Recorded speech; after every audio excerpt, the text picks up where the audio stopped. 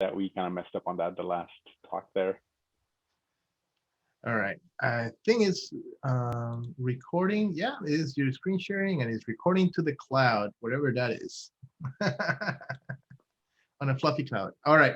And you folks can see my screen, right? Yep. All right.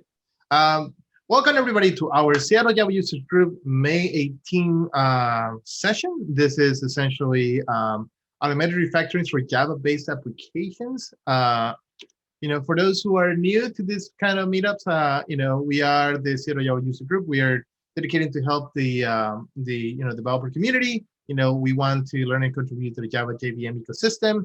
We try to create mentorship and career opportunities for our members. And really, last but not least, is just have fun and build cool things. That's what we're here for, right? This is the first time that you're in one of our online meetups, share the love. If you like it, share it with your friends. If you don't like it, share it with your enemies.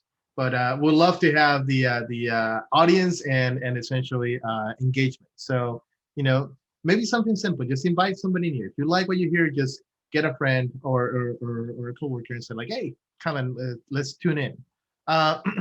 For those who are more interested or already are in the sort of like community play, this happens. The Seattle Java User Group can work is because of volunteers. So if you ever want to volunteer, just drop me a meetup message, or just you can write a leadership at SeaJUG.org.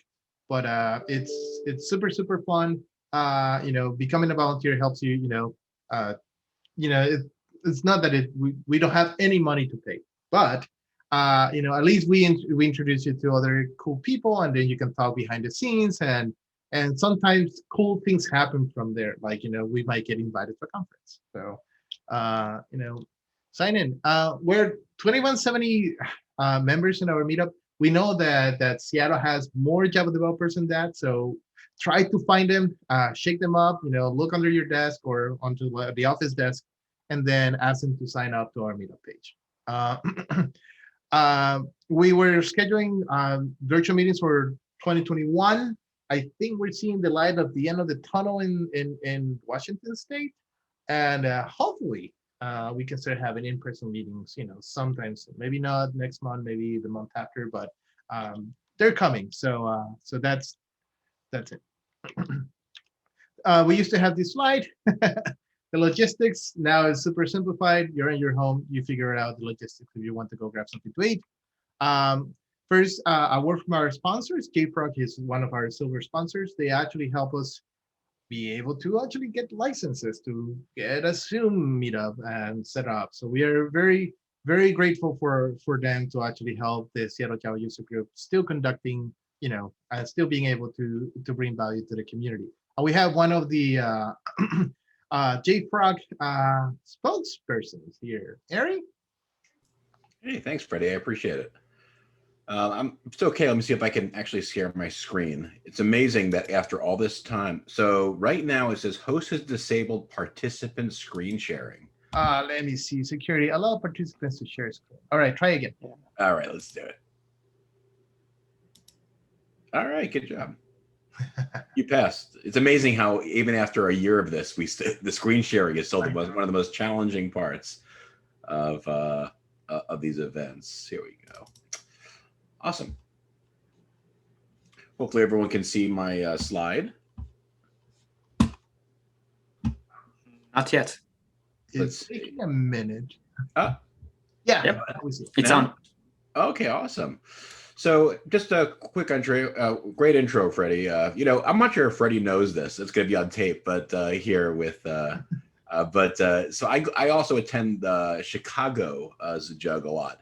And I'll tell you, Freddie, Mary always mentions you as a founding member of that group in almost every meeting. So you're present like all over, not just here in Seattle, but I mean, oh my gosh, you're all over the world.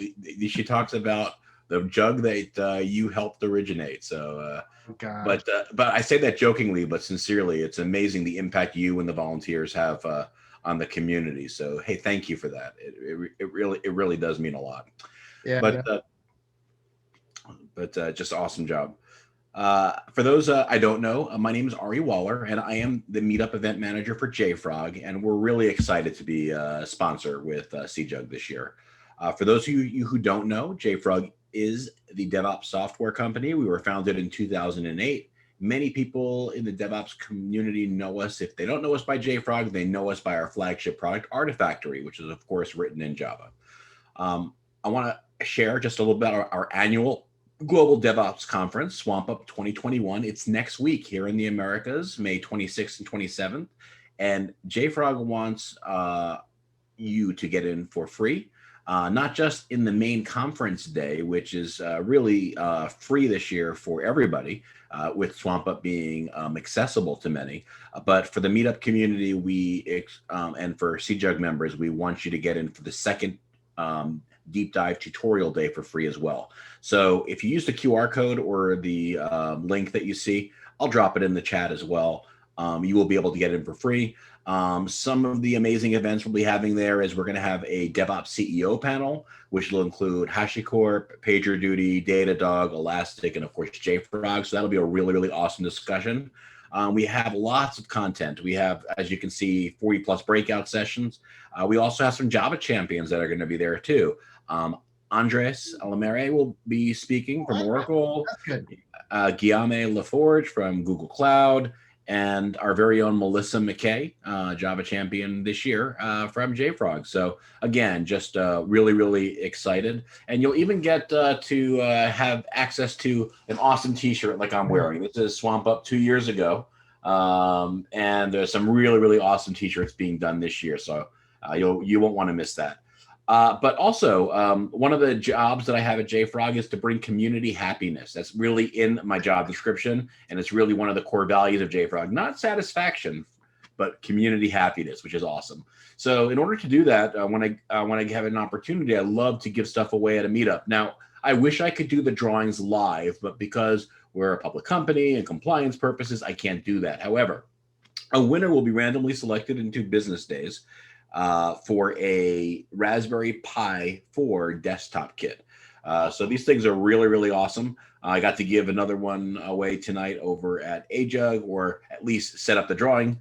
But we'll pick a winner within 2 business days. I will contact that person by email, and if they accept the prize, then I will go ahead and share their name, of course, with the Meetup community.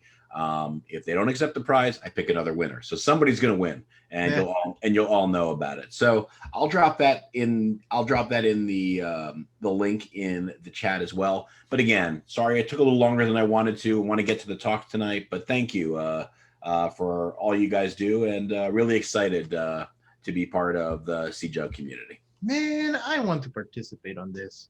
You can. I've had.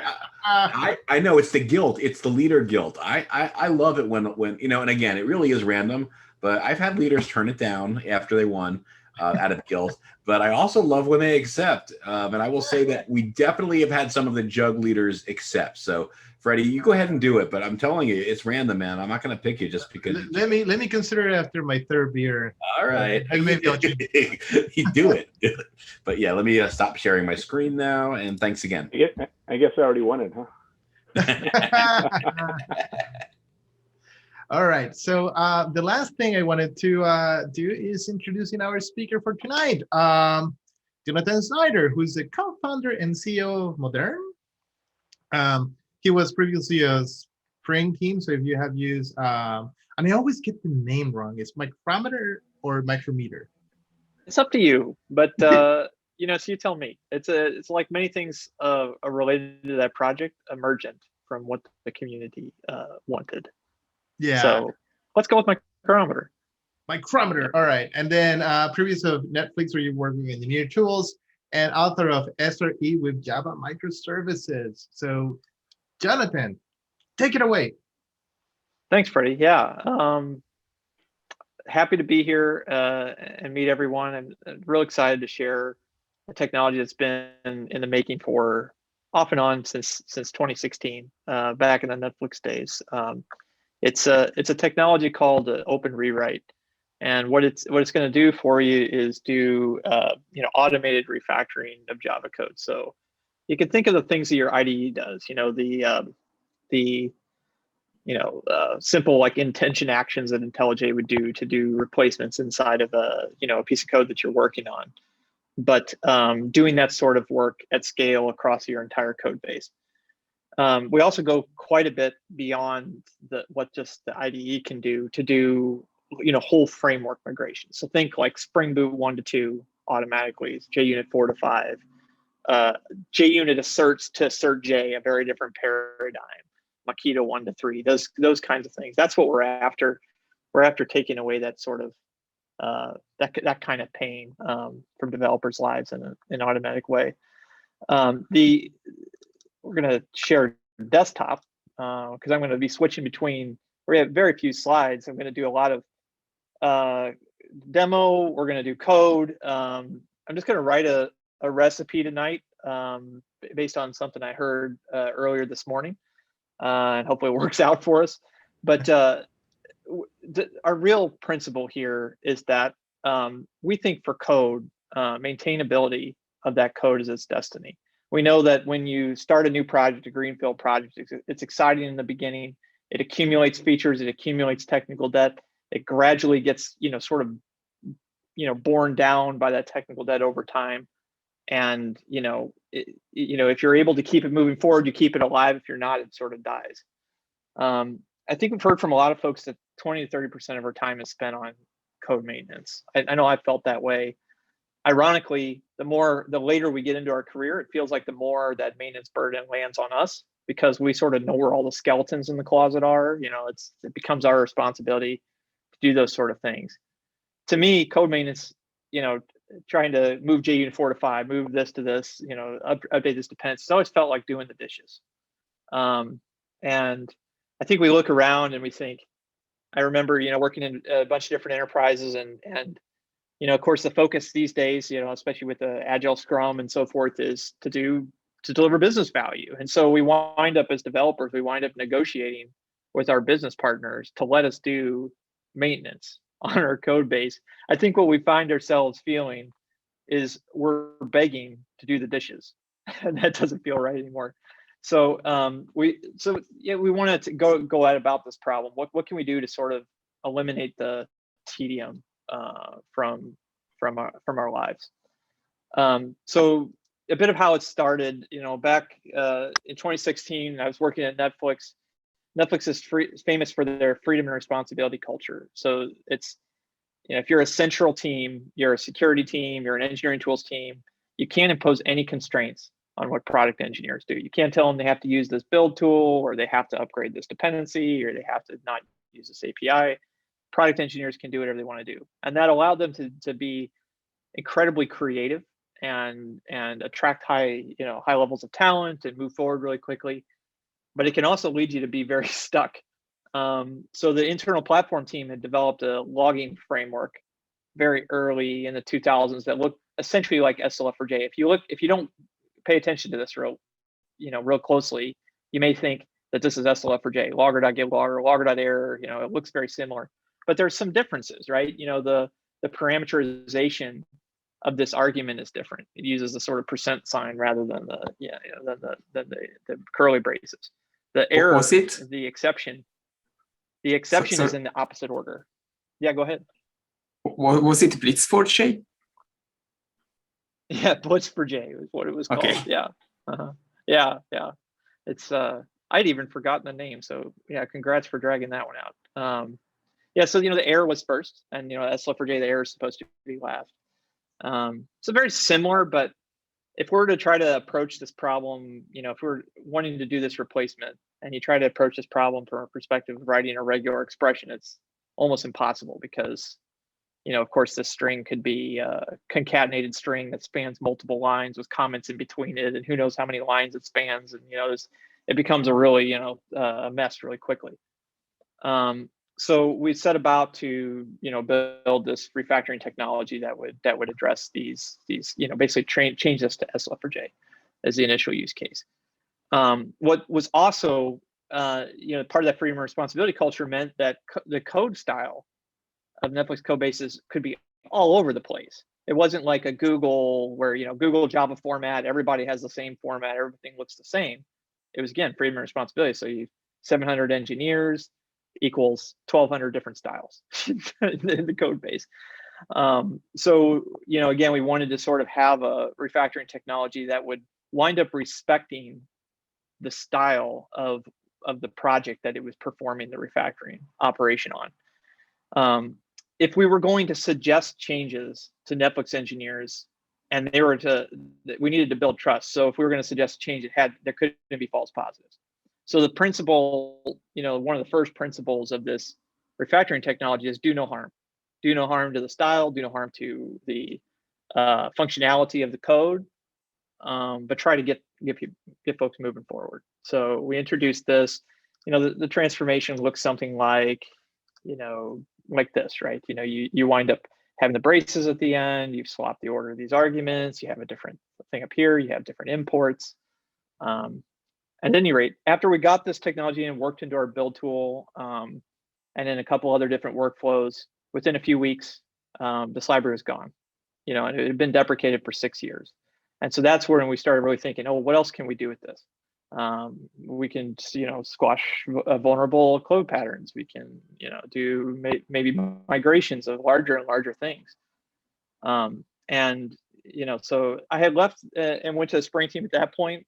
I worked for Pivotal for a while. I went to see a lot of enterprise customers, and the thing I kept hearing over and over again was, I'd love to adopt this new cool technology that we've got in Spring Boot 2, or this new, telemetry library we've got with Micrometer, or whatever it may be. But hey, I'm stuck on Spring Boot 1.3, and so talk to me in a year, talk to me in 2 years when I'm able to move this stuff forward. And so that's when we really thought we got to dust off this thing, really expand on its capabilities, and try to move this code forward, make a dent on this, so that we can use the cool new things and things actually continue to function. So OpenRewrite as a library really is built on abstract syntax tree modification. So you take a bit of code, like this, and we kind of all remember this from college probably, but it turns it into a tree. The rewrite tree has a couple special characteristics that are unique to it. For one, it does contain type attribution information. So when we're looking at a particular method called P here, we know what the receiver type is. We're not just looking at the name. We know actually which type it's being called against. We preserve formatting in the AST, which the compiler does not do, because the compiler doesn't care about formatting when it's trying to generate bytecode from that AST.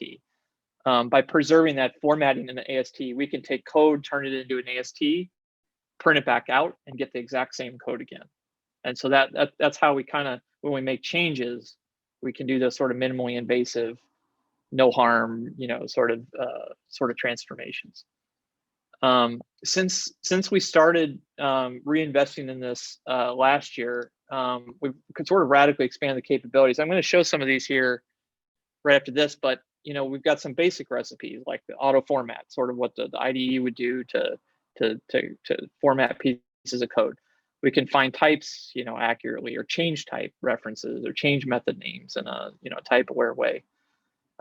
We've got recipes for performing best practices like Spring best practices in JUnit, and security and code cleanup, and then framework migrations like JUnit 4 to 5 and Spring Boot 1 to 2.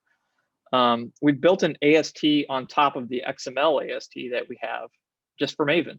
So we can do Maven dependency management, like transitive dependency search, or update dependencies, or exclude them, or add plugins, or remove plugins, or change, all sorts of different things related to the actual Maven source file on disk. We'll see that in a moment. And then there's been a lot of custom recipe development happening in different places. We have one design partner that's been removing unused launch darkly feature flags. When they see that the feature flag is no longer, hit anymore, they actually go back to the code automatically and strip that out of the code, so you don't have these sort of dead code paths that are hanging around forever. Fix CVEs, things like that. And I did hear a mention about infrastructure as code earlier, and we do have a YAML AST and a Kubernetes AST on top of that, so we could show some Kubernetes manifest remediation as well. One of the thoughts here is the downside of infrastructure as code is you have a lot of copy paste, and so if you have a pattern that it can kind of sort of like take on a life of its own and keep growing across an organization as it gets copied and pasted. So So that's part of that.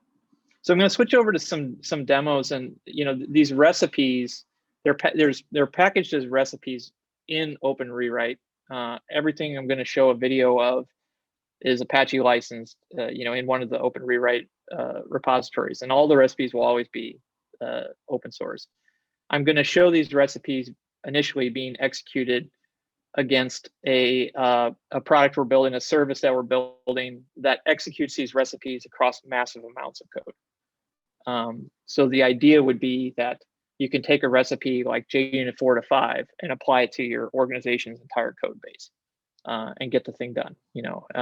And similarly for best practices, you can imagine if you learn about a CVE pattern, you could go find its usages everywhere in the code base and fix them kind of all at once. And that's the I think it's just a good way of seeing the actual effect. And then we'll code a recipe, I think, after that. So with no further ado, we'll start with Spring Boot 1 to 2. I think we'll start kind of from the top and work our way down to the simpler recipes. So here you see the service. You see a service, and we've kind of got a catalog of available recipes. Again, these recipes are all open sourced. This UI that you see is just built up of metadata that's on those recipes in the open source repositories. And if we click into Boot 2, we can select the Spring Boot 2 to, from Spring Boot 1 migration and run this on a particular repository. So these AST manipulations are really fast. We can view the diff, and you can see the things that it does. A lot of sophisticated changes to the POM. First of all, we're going to bump the starter, the parent POM version. We're going to drop this property, on time wave because it's not necessary anymore. We know that in Spring Boot 2, they want you to use JavaX validation now rather than Hibernate validation. So we're going to have to add a dependency because we've seen that that's actually being used somewhere in the project. Again, the starter module on validation. We're going to be moving JUnit 4 to 5 as part of this. So we see that Spring Boot starter test was including JUnit 4. And so we're going to automatically add an exclusion. So JUnit 4 no longer exists on the class path. We want to just purge it. It's dead to us. We don't want to see it anymore. So anywhere, any library would include that JUnit 4 dependency gets excluded. And you see we're adding Hamcrest because that was being used. We can drop this WebJars dependency. We need the JUnit 5 dependencies because we're going to be using those now.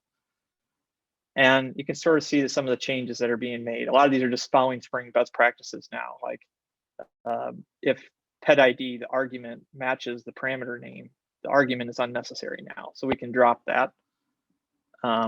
We should be, let's see some of the other things here.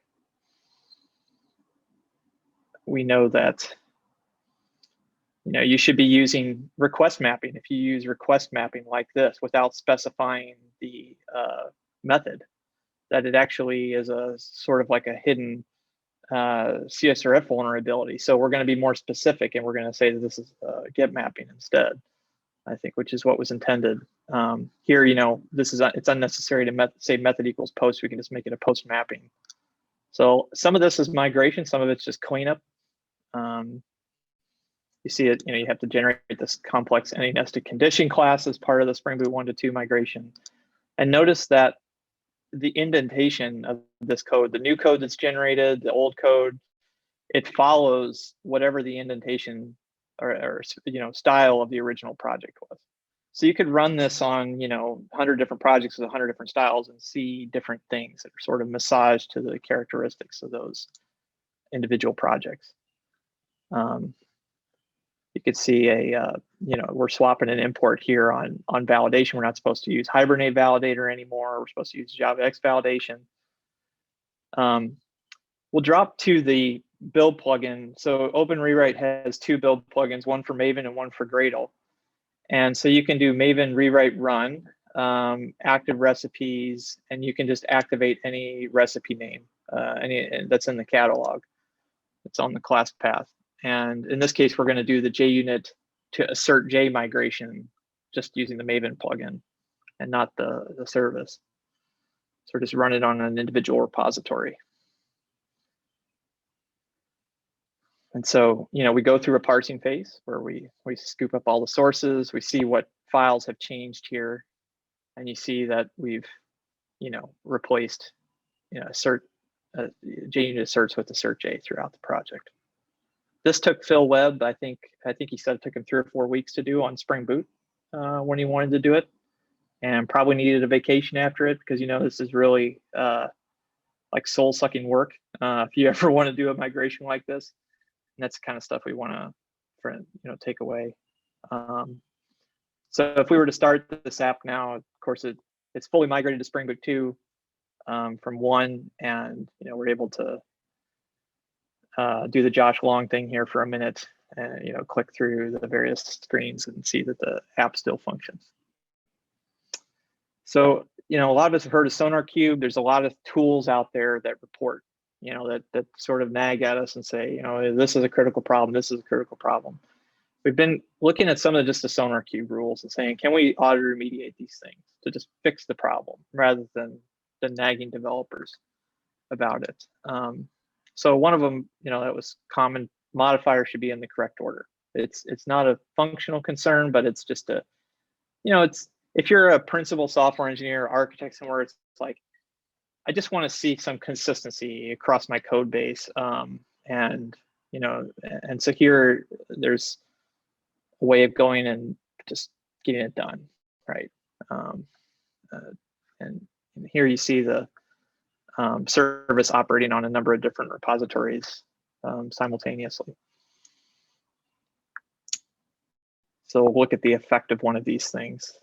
Shouldn't be too surprising. So even like projects that have a heavy focus on quality, like the Spring code base, can sometimes have these, these inconsistencies. So something we can all benefit from. It's not, it happens to all of us. Method name should comply with the convention. It's, again, non-functional requirement typically, but we could go and look at cleanup and say, they should comply. They should follow basically camel casing names. Here. And so this one's a little more complicated because if we were to change one of these method names, of course, you're changing a method declaration. It could also have, or I would expect in many cases, it has invocations in different places. So when we change the method declaration, we also have to go hunt down all the occurrences and change those. And so you see one of those, we changed cast numeric from a snake case to a camel case, and then we went and hunted down all of its occurrences and changed those as well, just like an IDE would. In our case, because we're operating, at least the service, since it operates on multiple repositories, you could change a method declaration in one repository and see that effect across the entire code base simultaneously, which is kind of something above what you normally experience in an IDE. So this one's familiar to all of us. Don't have these unnecessary throws declarations. You see that anytime you look at code base. Sometimes because the API changes that you're using and it no longer throws something that it previously did. And so then all the call sites, sort of, drift from it a bit. And you can see that these are pretty common. So, we could just drop the exception from these sorts of things here. So, Java has been very stable over a long period of time. There's, one change I think that was first introduced in Java 11, but I think a deprecation that's been finally removed in 16 or 17 around primitive wrapper types. A code base that's going to try to move from, say, 11 to 17 at some point is going to have to make these changes for the code to compile. And again, it's a basic thing to do by hand, but it'd be very tedious. We'll look at one of them. If you were previously calling a constructor of the wrapper type, now you have to, call value of as a static method instead. Look at vulnerabilities in, say, like XML parser, an old find sec bugs issue, on this. So kind of look at security use cases. Maybe view this diff here. So, if we're to use an XML input factory, we're supposed to turn off a couple features in order to, to use it in a secure manner. We could look for plain text secrets. I think you can sort of imagine private keys being in repositories and so forth. I did mention that we can do dependency related refactoring as well. So let's start with the search concern. Like let's look for JUnit in the compile scope, where it shouldn't be, because effectively that leaks JUnit onto the runtime class path of your application. And we just look around for a little bit, and we can see that in this case, accidentally the Neo4j OGM API, leaks JUnit onto the runtime class path of its applications. So what if I wanted to fix this, across the code base? We could sort of do almost the same thing, but it's really the same inputs. I'm going to say JUnit, but in this case, I would just want to do an exclusion, because that effectively fixes the issue. So we could go look back at this again and see that exclusions are added anywhere that dependency gets leaked into the runtime class path. You can obviously imagine the opposite rule as well, which is if I see an exclusion that's ineffective because the dependency path would not include it anymore, then I could remove that exclusion so that you could tidy up the problems in that way as well. So you can imagine upgrading dependencies across the code base. In this case, we permit, it's very similar. Suppose we wanted to pin to the latest version of JUpiter API. It's similar in many ways to what like a dependabot would do, but we support these node semver selectors like 5.x, or you could say 5.5.x, or basically any of the node semver selectors, which Maven itself doesn't support, so that you could go locate the appropriate dependency. And in this case, you see that we have backtracked the actual dependency definition to the property that winds up being used everywhere in this project, and replacing 5.2.0 with the latest 5 version available right now.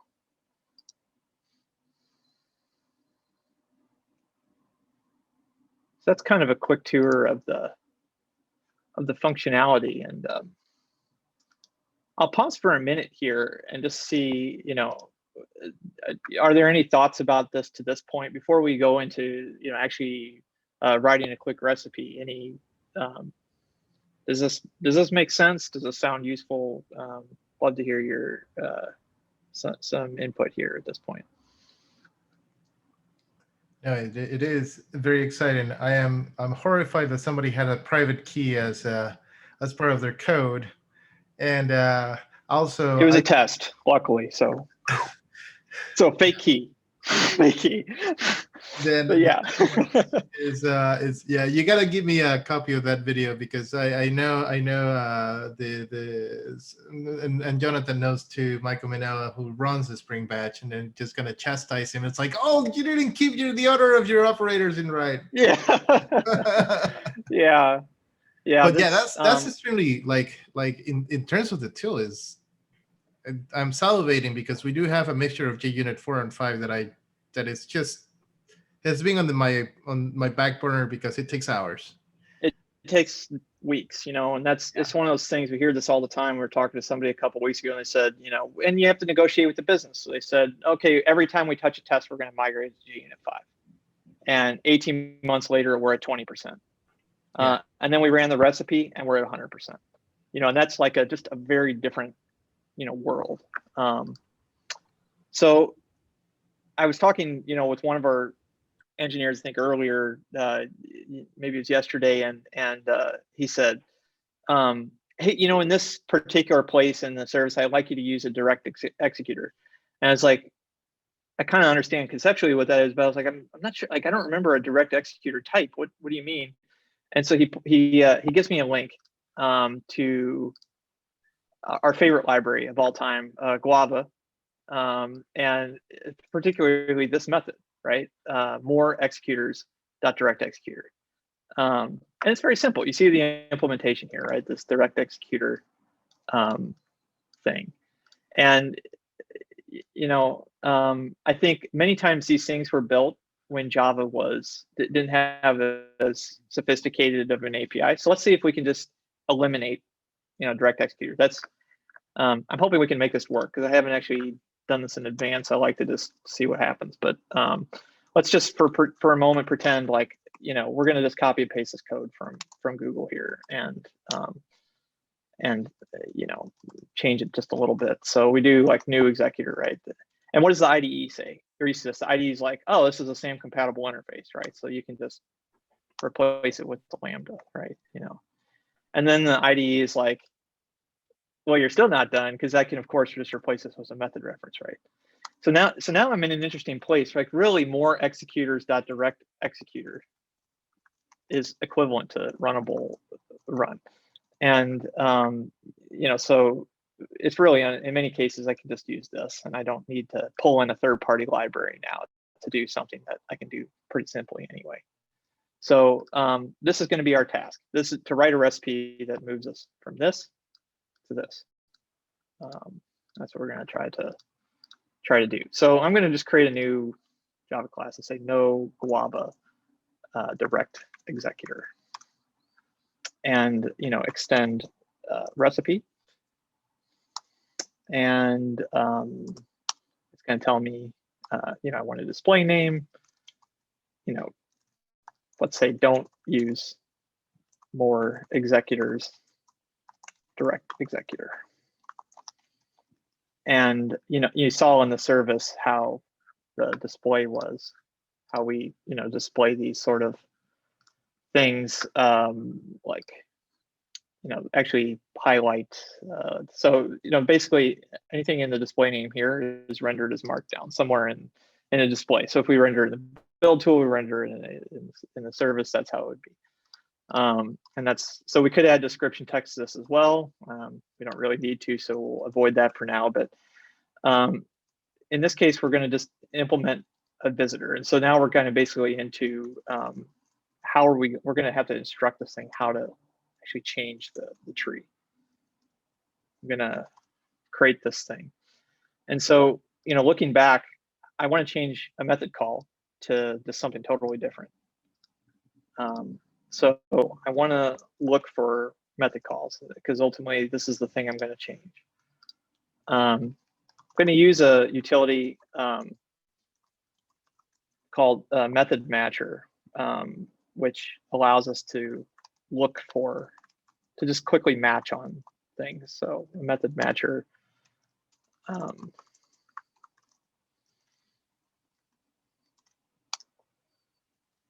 And let's see, what was this thing called? It's like com Google Guava util concurrent more executors.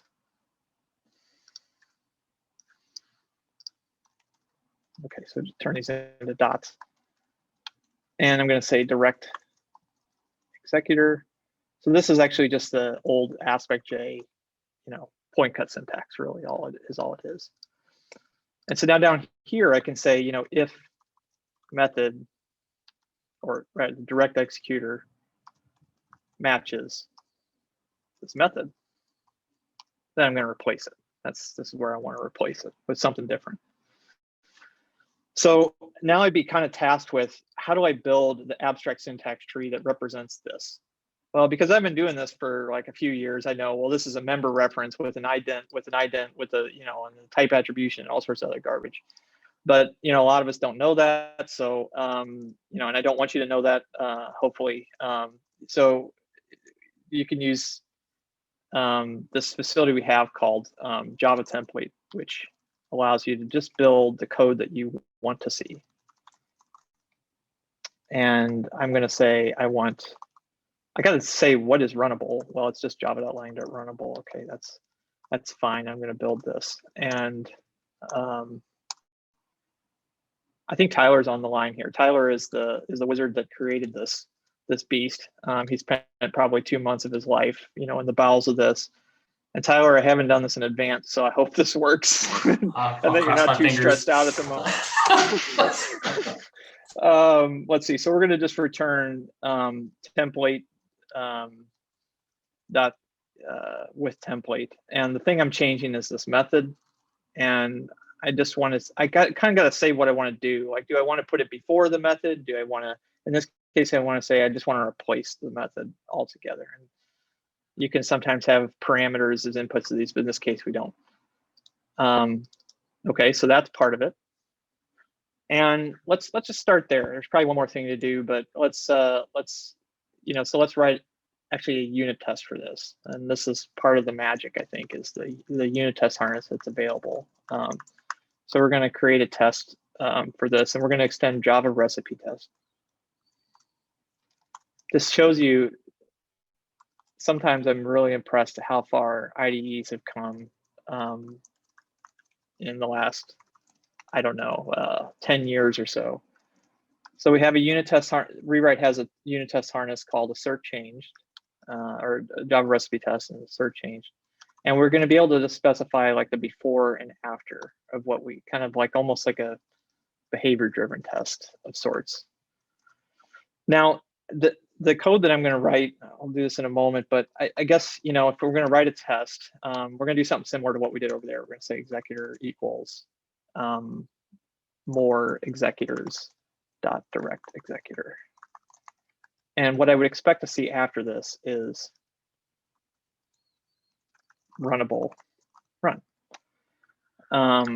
So it's before and after. Notice how the IDE actually syntax highlights the string.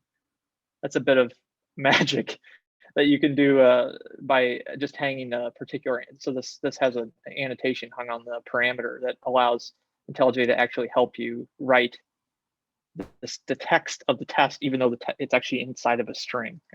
Feels pretty magical. So what was it exactly? Okay, so we need to, if I was going to make this valid Java code, I need to have this guy, and it's still going to remain after it. And I need this guy.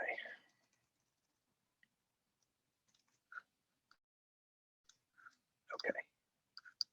So we're going to put this one on there too. And this is in Java Lang, so no problem. And so let's just kind of, oh yeah, I guess because we're also using Guava here, this is going to be parsed by the compiler here. And so here I can say that, I want my test compiler here, my test, to have, I need to add something to the class path. I'm just going to add Guava to it. We just have a simple way of just putting, for a test, just putting a library on the class path of the parser that's going to actually parse this. And so I actually need to add that dependency somewhere. By adding it to test implementation, because IntelliJ can help with the auto completion, it would actually be able to help me. I guess I already wrote the test, but so we're going to re-resolve dependencies here. And then the last thing is, which recipe am I running? And my recipe is just no Guava executor. Yeah, so that's the one that I want. Are you nervous, Tyler? I'm nervous. That'll work. It'll work. Yeah. Your recipe needs to. No, actually, never mind. You're good. Oh, we'll see. Let's see what happens. We'll just run this one.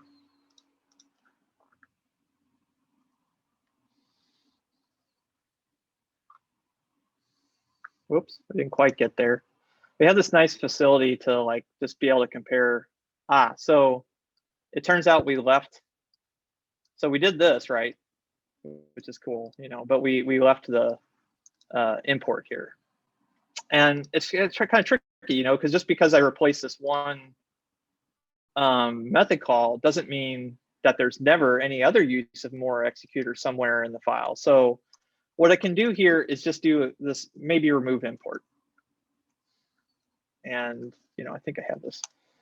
Yeah, so I'm just going to say maybe, right? Like, it could be that what I'm doing right here just wipes out the last use of more executors in this class, but I'm not totally sure. So like, yeah, go check for me afterwards and see what happens, right? So let's try this. Hopefully this works now. I think we got it.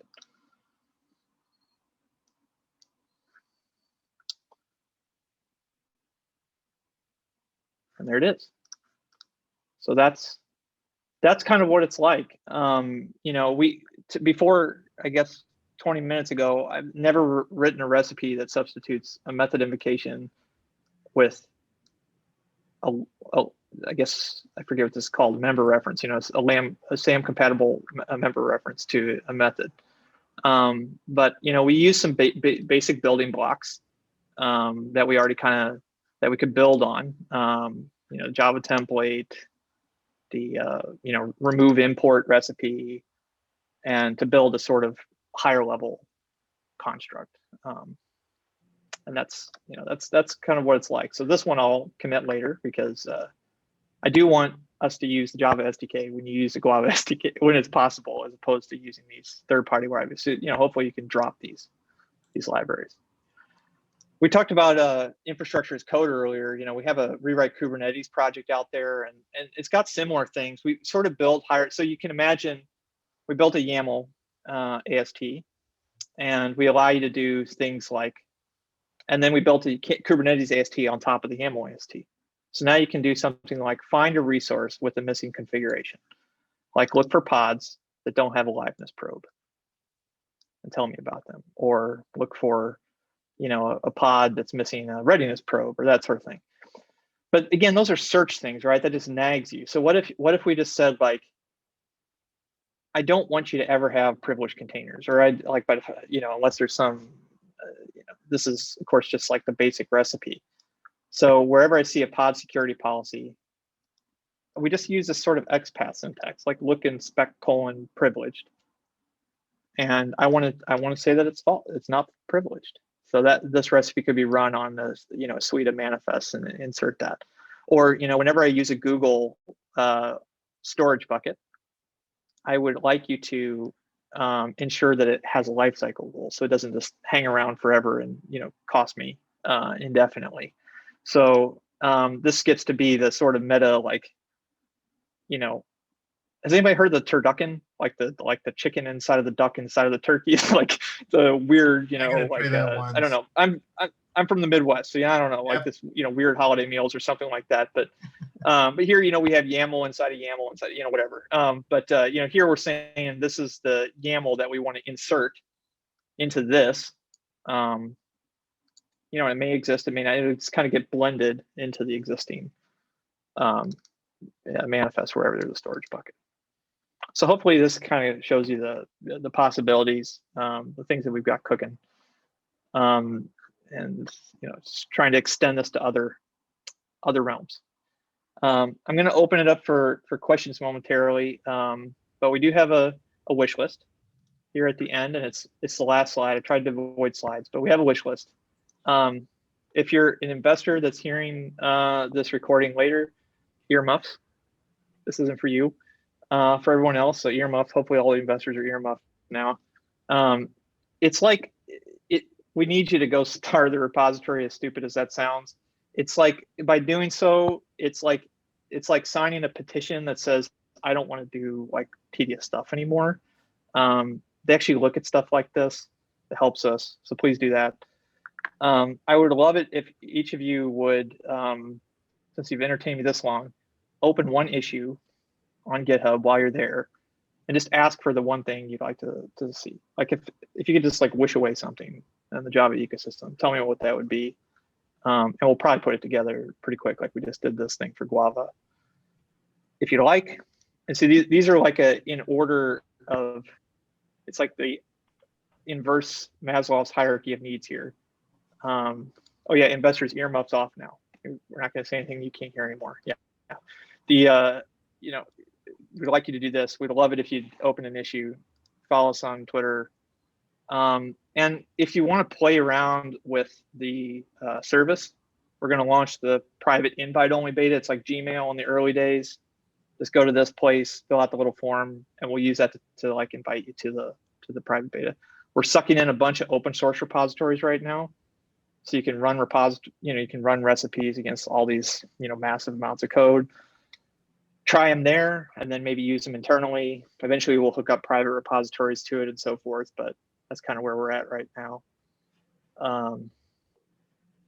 We also have a Slack channel that's you can link it to when you go to our GitHub repo, and we're always kind of like lurk in the background. So feel free to ask questions there too.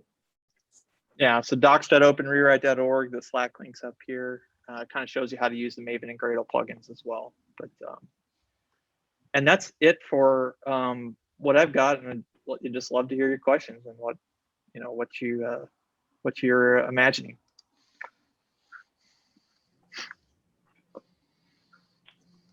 I can't wait to break thank you, Sean. stuff. Like I usually half of my Friday I use it for something that might be completely experimental. I know what I'm gonna be doing on Friday. Good, yeah. We'll be ready. Yeah. I know this is pretty cool stuff. It's got a lot of potential. I am curious though. So you guys obviously are focusing on other things beyond Java, and please don't get me wrong, Java is obviously the language I have a lot of experience with. But working in the new place that I'm at, for example, it's a heterogeneous set of systems and code bases, right? So unfortunately, they don't have Java. Actually, it's mostly a Python shop. That's what it started out with. They got Python, they got Kubernetes, they got YAML, they got Terraform, SQL, things all over the place. So obviously, mapping everything to an AST lets you do all kinds of really interesting things. But I'm wondering, what are your thoughts around handling like multiple code bases that are separate repos in different languages, and being able to derive some understanding, meaning maybe some automated like policy as code type stuff, or automated refactorings. What are your thoughts on that? We do think that some engineering problems are just hard for good reason, and that in this case, if you're going to do like automated change like this, you really have to do like look at each language and give it a white glove treatment. And there's no shortcuts. You can't just say like, I'm going to develop a language neutral AST and just win. And we saw a lot of that here today, like how you treat dependencies. Like, do I put a version there, or do I get it from the parent, or do I do the, or this, it's like, that's a very like, if you've been doing Java for 20 years, like where all the skeletons are, how to do it just right, so that it looks like a human would do it. And I think we have to do the same for Python. We have to do the same thing for TypeScript. And, it's for us, we feel like, we need, as a company, we're 12 people. We're already, plotting TypeScript expansion. But we're here at a Java user group because Java's got to carry us to the next milestone, I think. And maybe infrastructure as code, Kubernetes, Terraform. That's obviously not as complex as Java, so we can do those kind of things with a little less effort. And I would say a more painful place, with the lack of tooling and support and all kinds of other things in the infrastructure as code space. That is. Yeah. Cool. Thanks. Yeah. I know, like, it's a very quick comment is that this reminds me a lot of there was a talk by Charlie Hunt, who is garbage G1GC fame. Like, he's the one who created the garbage collectors. Like, he's essentially Sun/Oracle, essentially, deity by this time. And he talked about, and I don't know if you know this, that he at some point in time remembered an interesting project that was for doing AST transformations on code.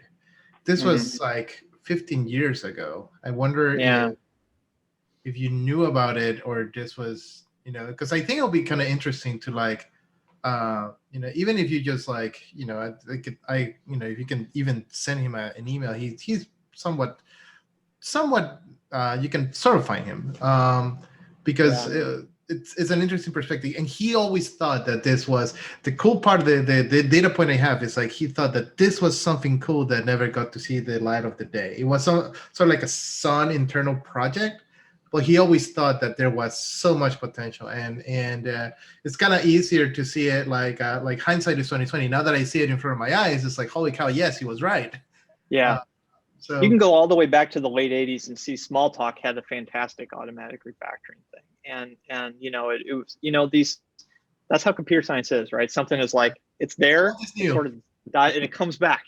You know, this is like the phoenix of Smalltalk, I believe. But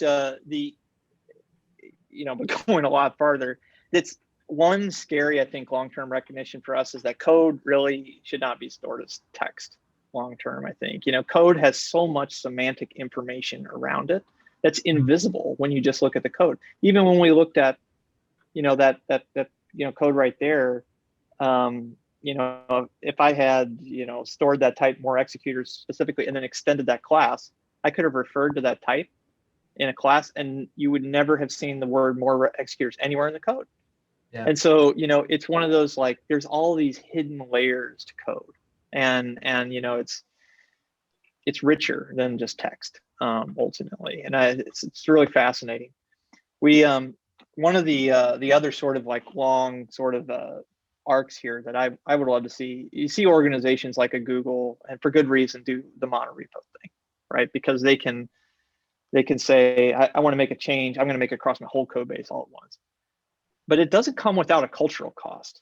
You know, to them, when they do that, that means they have a heavy code review process, because, you know, we all got to agree we want to do this now, right? Whereas, so it's like the disadvantage to get the advantage.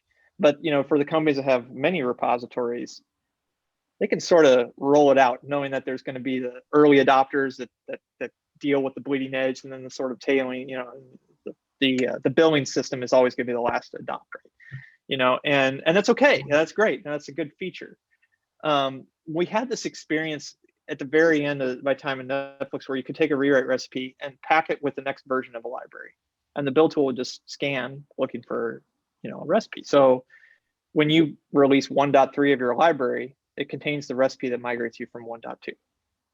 And so what we called that was the eventually consistent monorepo. It's kind of like you made the refactoring change up front, but it really happens at consumption time when you pick up the new version.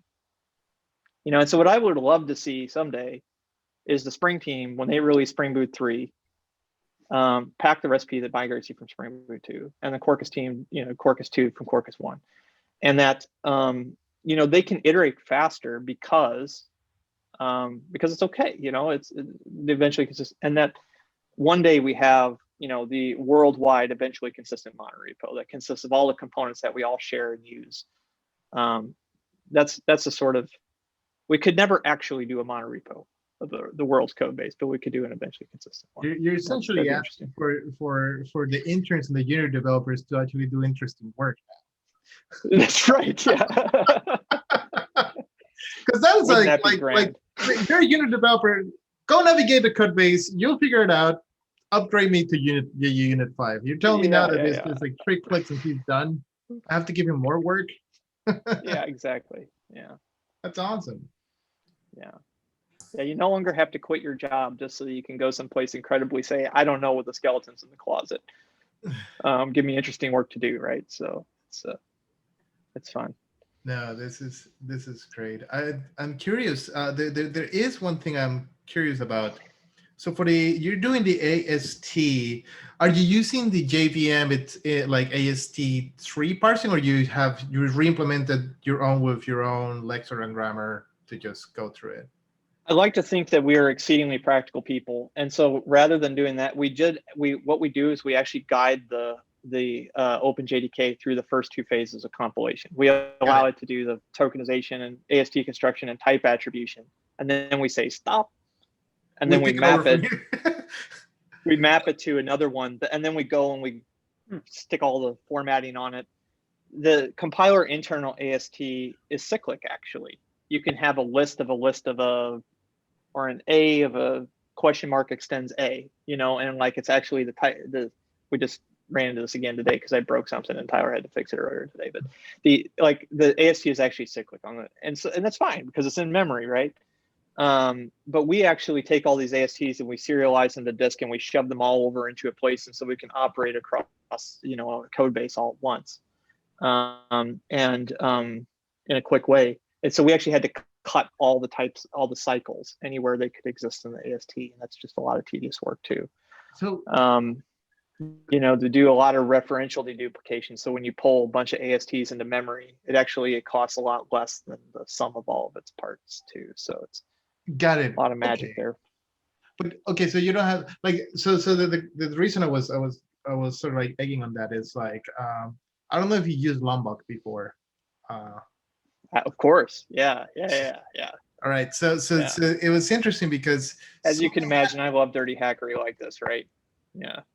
Well, the thing is like on like something happens on 17 where the OpenJDK is closing. I don't know if this is their AST or some part of the essentially where the Lombok magic happens, which I thought it was on the AST, but I might be wrong. Is closing up. It's in an annotation processor. Yeah. It's and that'll be okay. Yeah. So there was an unintentional feature. The way Lombok worked is it was an annotation processor, even though it didn't look for it sort of looked for annotations. Mm-hmm. And what an annotation processor gets is the AST in Java. Mm-hmm. And so what Lombok does is like, I'm just going to mutate this here. Right. And the compiler doesn't even know.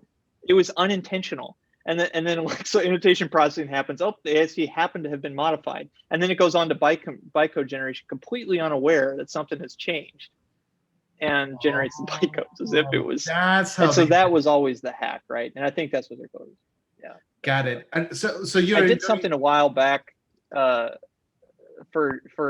and these are just the funny history of things. I don't know if you've seen the groovy power asserts, that used to happen in like Spock. Mm-hmm. If anybody used Spock, like the old groovy framework, where if this assert fails, it actually prints out a diagram and says, well, this was false and this was A and this was okay. that whole thing. I actually wrote this for Java at one point, thinking, wouldn't it be cool if we had the same thing in Java that we had in like Spock and Groovy? And so it would do print out this whole diagram and use the same hack that Lombok did, to mutate the underlying AST. And was super excited because it all kind of worked, and found that in Java 8, they actually had a type inference performance problem where they accidentally regressed to an exponential time algorithm on, doing generic type inferencing on nested method calls like this. And so, when I introduced this hack, like compilation would go to like, 4 hours or something like that. Oh. So it was just dead on arrival. They fixed it in JDK 9 and never backported it. And it's like, well, when are we going to be on Java 11? Like it's going to be, it just got shelved for years. No, that's. But yeah, okay. It's okay. No, but okay, so you're not affected by it. Yeah, they even like because they plan to close doing it, right? Like process. they plan to close the mutation on 17, but you're not mutating. You're just reading the AST. Okay, that's cool. Yeah. Just want to make sure that the tool that I'm going to invest time in still works on the next version of Java. As long as it's open source Java code and the compiler's written in Java, we'll get to it. Right. They're not going to stop us, I don't think. So it's one way or another, we'll get to it. So it's don't reinvent the wheel, right? Don't reinvent tokenization and type attribution. Compiler does that really, really well. A quick question. Sorry to interrupt.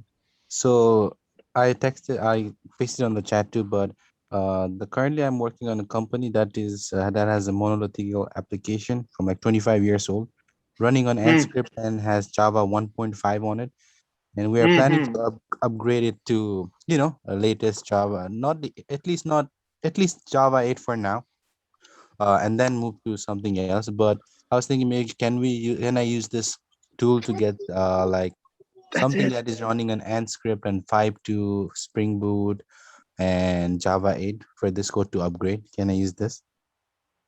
I think you could be strategic about it. I think it's going to be like, writing an Ant to Maven migration is not going to be, you know, it's not going to be a worthwhile endeavor. I don't think that's going to just have to be done. I think one off, but there are things about the migration from 5 up, like you know, a good example of this is use the diamond operator that became available, you know, in Java 7, I believe. And you can go, I hate to pick on Spring Batch today, but you can, I mean, it's an old code base, and there's plenty of places still where they don't use the diamond operator where they could. So I think you could cherry pick a lot of these cleanup recipes that would do a lot of at least some of the heavy lifting for you. And again, the theory is, you know, do no harm first. So what parts of that tedium can we remove from you? And then there's going to be some left, I'm sure, you know, or that ant Maven you have to do, but. And it's interesting because Yeah. like Java has been extremely good on trying to keep hours compatibility. It's been fantastic about that. Yeah. 8 to 9, there's question mark there, but that was hurt.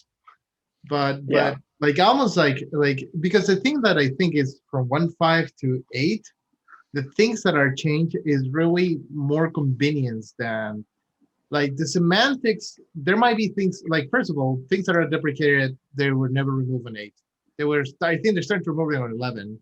But like if you're using something like what is it, like stacks and not like vectors, I guess, yeah, that will be a recipe to replace vectors with math, which is what we'll use now.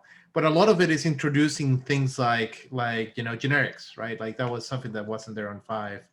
But those are more like manual things that you'll do. It's almost like if you want to run it on 8, like I'll just experiment and run it on 8 and see what blows. Chances are that it might be like a couple hours of just tweaking things, but it's most of the time when we needed to do migrations like that, they work. 8 to 9, though, it's painful, just because they did a lot of the jigsaw stuff and try to like lock down a lot of like the component access. But 5 to 8, because like 6 was like a lot of multi-threading components that were updated. 7 was almost like very small semantics and the invoke dynamic that it is sort of used, but not really. And then 8 is the big one that had like the streams and lambdas and all that. But that is like new code that you need to do. So it is like, you know, we have this rewrite migrate Java. This is what I was actually coding in tonight. You know, Java 8 to 11 means you have to move from Java X to Jakarta. You know, and that's been hours and hours of time sink for folks. And you know, so here it is. You know, add dependency. You know, I want you to add this Jakarta dependency. If I see you're using Java X, I want you to add this one. I want you to add this one conditionally, and then, you know, change package. Go find all these and replace them. This is candidate for the eventual consistency monolith that you want. You should talk to the Eclipse folks. Like, what did they say about this? What do you mean specifically? I think like to actually like embed it or because of they own Jakarta. You mean? Yeah. That's, I mean, that's a new Java 8 to 11 is something that's coming to the forefront. So, that's and again, you can see where that's just kind of built on base building blocks, right? Change package, add dependency. You know, it's not, you don't have to be an expert in languages to be able to do that. So that's kind of what we're after. Hi, I have a question for Jonathan. Sure. Yeah. Have you ever thought about using Antler to generate the parser? Yeah, we actually use Antler in quite a few places. You know, in for example, I showed as part of this demo the you know, where we were doing this method matcher, and we had this sort of method matching pattern here. I shared the wrong screen. Let me go back to desktop here. If you actually look at how we parse that in Rewrite Java, we have a grammar for that method signature. And so we, you know, hopefully specify what it means to have that method matcher there. So the thing is, like, we feel like, and so for, I believe, XML, we may use Antler as well. Yeah, so we actually use Antler to actually parse XML into an AST, and that's how we do that as well. We try to be very practical here. Like for XML, Antler is perfectly sufficient. For Java, producing the lexical structure, or the basic AST is just the first part of the problem. Then you have to go and add types information everywhere and do all this, and that's why we're happy to let the compiler do that component of it. It does the same thing Antler does more performantly, and then also adds type attribution, and we map from that. Okay, but the compiler doesn't preserve the comment of the source code. How do you preserve that? Yeah. So it's one of those. So we let the compiler get to its type attributed AST, and then the compiler itself has visitors. So back to the turducken thing again here. So the compiler itself has visitors. So we implement a visitor that visits all of the elements of the AST, and we keep the original string of the source. And as we visit each AST element, we basically keep track of where we are. And so as I'm mapping this to the rewrite AST, I pull all the white space and comments and put it on mine. And it's just an incredibly tedious, Goliath of a piece of code, but that's the task really, is you have to kind of do that piece at a time. Thank you. Recently, so that's very similar to the Antler visitor pattern then, that you work through using the visitor pattern to keep track of comments in the source code. Yeah, well, it's not just comments too, it's white space, right? So so comments we care about, but we also care about the actual indentation before the element. And in many cases, ANOR grammars, drop white space by, to be more performant. But anyway, yeah, Antler is just the parsing phase, and so that's what we don't want to have to do is implement, the whole process of assigning types to elements. That would be, an awful thing to try to reproduce. So for Groovy, we're doing the same thing. Groovy, we're able to use the Groovy internal compiler to do all the parsing, tokenization, parsing, type attribution, and then we have to map that to, an AST that preserves style as well. That's the magic. If we were going to go add Python, that's what we have to do for each of those languages, one at a time. Yeah. Thank you, Jonathan. Python, there's an interesting angle here, I think, which is, thanks for the question.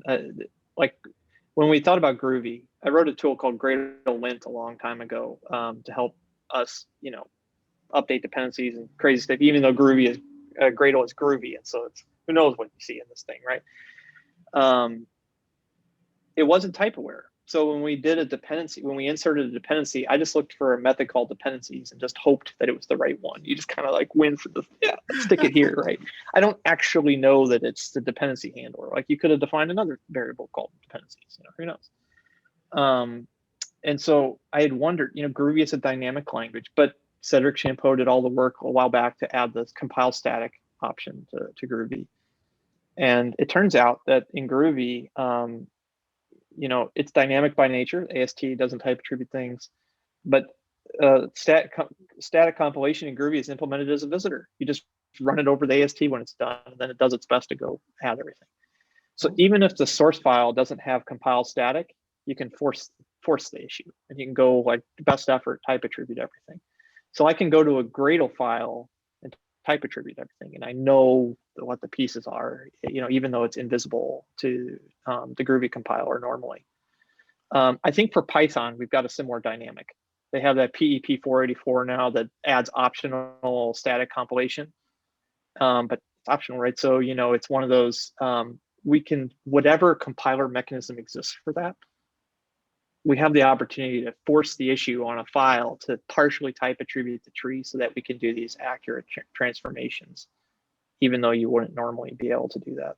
And so that's how I see us going with languages are becoming more and more static, if anything. I hope the one cycle that's not coming back is dynamic, another dynamic language. I think we've learned. I hope we've learned, and we're not going back that route again. You just mentioned a good problem for the OpenRewrite. Yeah. Can you, one feature we're thinking that, can you use OpenRewrite to translate or transpile the JavaScript to TypeScript? I do.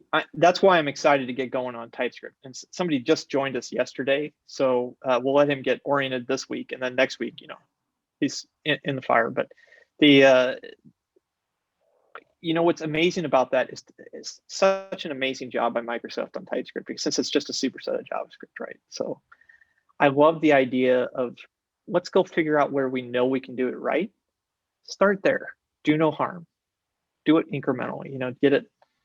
Get moving, and take away some of the tedium, and then we'll just gradually sort of converge on the most common use cases, I think. I'm sorry, may I have one more question?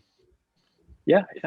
So the type the type of language like Java, but for JavaScript interpreters, it doesn't it infer the type when the user declare variable, when assign value to variable, then it infer the type. So how do you construct AST with the type in a JavaScript language? Well, I think what you could do, and again, this is a problem for Kyle, so we need to have Kyle on here. But I think this isn't guaranteed ever, but if you have a JavaScript file and you use a method that isn't defined somewhere in that file, it came from one of the modules that you imported. And a lot of those modules have those what is it? .d.ts. The types. What are the type type files? definitions? Yeah, I forget what they're called. Yeah, the type definitions associated with them. So it's like, I think you could start piecing the pieces of the puzzle together in many cases, and infer I don't see that method defined in this file. It must come from, if it works, it must come from only one module. Which one does it come from? And I think IDEs do this implicitly in a sort of better or worse way. VS Code does a reasonable job of it. So, well, thanks again. But it would definitely be hard to make it perfect. But I think it's, can you do no harm, and can you get you 50% of the way there? I think that's what we'd be after. Yeah. It's a fascinating, and thank you for answering my question. Yeah, thank you. Yeah. I have a question about something you talked about for Maven. I was interested about that Gradle, which is for dependencies, because I have a use case now where I'm reaching out to the Gradle resolution rules plugin from the plugin suite, and it's solving my problem a different way. I can see OpenRewrite doing it probably the way I want, maybe. I know. Which would be, I'd like the build file to have a cleaner way of expressing it. And my constraint is that I can't go to the newer versions of Gradle, which have their metadata rules and all that, and the new and shiny, and even those are in flux. So I was wondering if you guys are looking at the Gradle side yet. If that's something I should go to GitHub and put that feature thing. Please do. Throw Gradle dependency management on there. It's definitely on our radar for sure, and that's why I mentioned that the experimental work I've already done on the Groovy AST, and that's a lot of that's oriented that. Something you said here really, I like, really deeply philosophically agree with what you're saying, that having it in the source, it makes it most obvious to the developer what's happening. And so I absolutely love the idea of doing that sort of thing. I'd done this thing a while back, on dependency locking, actually, for Gradle, added this, mechanism where rather than having lock separate, like they have it now, it's separate JSON, just inserting additional, again, more method missing magic here, but where you'd see lock 19. And if the lock said 18 and the developer says 19 plus, I don't think anybody's going to go, if this says 18, I don't think somebody's going to go 19 and then say, why am I not getting 19? Because right next to it, it says block 18. You know, how can you miss it? It's right there. So I philosophically really agree with you. And I've always thought the same thing with resolution rules, that it obfuscates the intention. And I believe it too. I think a better way is to go, you know, just replace in line. And the reason we haven't done that is because it's hard in general to auto remediate arbitrary groovy code. And I think that is a problem that we could solve and start to open that up. And I definitely understand how hard it is to upgrade Gradle versions as well. We've been there too, so it can be tough. Yeah. Yeah, my second one is a little. I follow some other stuff in the space, and there's not really an overlap, but I could sort of see something the folks at Atomist are doing, that they could take what you guys are doing and wire it up into like what they're doing and say, well, and if you look at it that way, here's another thing that you could unleash on your projects, and you know, all these lovely recipes packaged up, and you go because they're introducing something in their own dialect, but then you know, they get a package, you know, an OpenRewrite package, and they say, well, unleash this just as we do the other rules. And again, the goal is still the same: make it obvious to people that you've done it, and it's there for them to see. That's awesome. All right, we get from I agree on Atomist. There's a go ahead. Go ahead. Yeah, I talked to Rod many years ago when he first started Atomist, and you know, he was originally into the very pretty much what we're doing is transformation, but he imagined doing it from a TypeScript, you know, language neutral AST, and that's, again, it's kind of we sort of, you know, philosophically didn't agree on that, because you really have to deal with each language individually. It's tough. It's you know, there's a lot of nuances to each language, and I also didn't want to have Java developers to have to write a recipe in TypeScript, you know, when they're used to writing Java. But so yeah, I think Atomist has since pivoted to be more of an event system, you know, kind of plugs into various parts of the SDLC. And so I could imagine this being one of the things that they would want to plug in. So if you're using Atomist, by all means, point them at OpenRewrite. We'd be happy to talk to them again on that. So I don't really know anybody working there anymore. All right, we got room for one more question. So yeah, I'd like to just add some comments. I was really excited when I heard that you support Mockito migrations. I've felt the pain of migrating legacy code from Mockito 1 to Mockito 3. It's incredibly tedious. I was using IntelliJ. I actually did like global search and replace and things like that, which it's not repeatable. You know, I could do it on one repo, but I can't do it on 1,000 repos. And if I need to have all my coworkers do the same transformation in their repos, I mean, it's just impossible for 100 engineers to apply that sort of transformation by hand. So it's exciting to have a tool that just does it better than any human engineer could do by themselves. And the other thing I was excited about your demo here was just writing custom recipes, because I work for a company that has internal libraries, and I would like to do migrations where I'm moving from old libraries to new libraries, and I would need to write my own recipes to do that. So I was really excited by your demo and really excited about the potential. Yeah, thanks, Sean.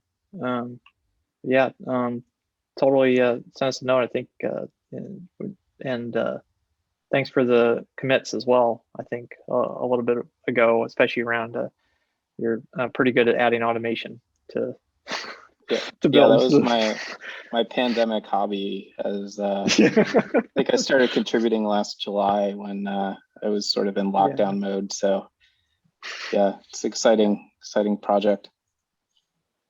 Perfect. Yep. Thank you. Sorry, one final question actually on the topic of potential. And you know, not that I'm a VC or anything like that, but what is the long-term goal here? I mean, obviously you've got an open source project, and looks like a company there. And you care to share what your business vision is? I mean, the technical vision is awesome. Absolutely. It's you can run one of these recipes. We would like them to all be Apache licensed. I don't want to be in this boat where we have this like open core SSPL sort of weird dynamic. So the recipes are all Apache licensed. But when you run one with the Maven plugin, it's like Sean just said, like you have 1,000 repositories and you have 100 engineers. You could run Maven rewrite run on every single repository. Well, what I saw from Netflix is that it's hard to get things moving to the repositories that aren't actively worked on. And especially when you get to a CVE case where you're saying like, I want to squash this across the organization, but nobody's working on this repository over here. The service is more like take that same recipe, run it across the whole code base, change campaign migration, who hasn't done it, who has done it, who's, you know, like track the completion. And then the second angle is we've got a mechanism that would allow you to, you know, because we have a build plugin, insert a little piece of code into the application that calls home on a live instance, just like an APM agent. And it says, this is the provenance of what's inside of me. And so then what you get is a deployed asset inventory that goes all the way back down to the AST, down to the method invocation level. So the next time a splashy, I think back to the like the SolarWinds tack earlier, and it's like a CI, you know, problem where they actually injected additional source code that got compiled that wound up on instances. Once I know what that code pattern looks like, I can say iterate over all my production assets. This is where it is. You know, it's in exactly these places. So yeah, I think there's hopefully a good division then between, you know, we want open source and you know, internal recipes written, but the hard part of the hard problem is just applying them across the code base. Cool, thanks. Yeah, good luck. Hope that works out well. Yeah. Yep. Yeah. We do too. Yeah, we like to eat.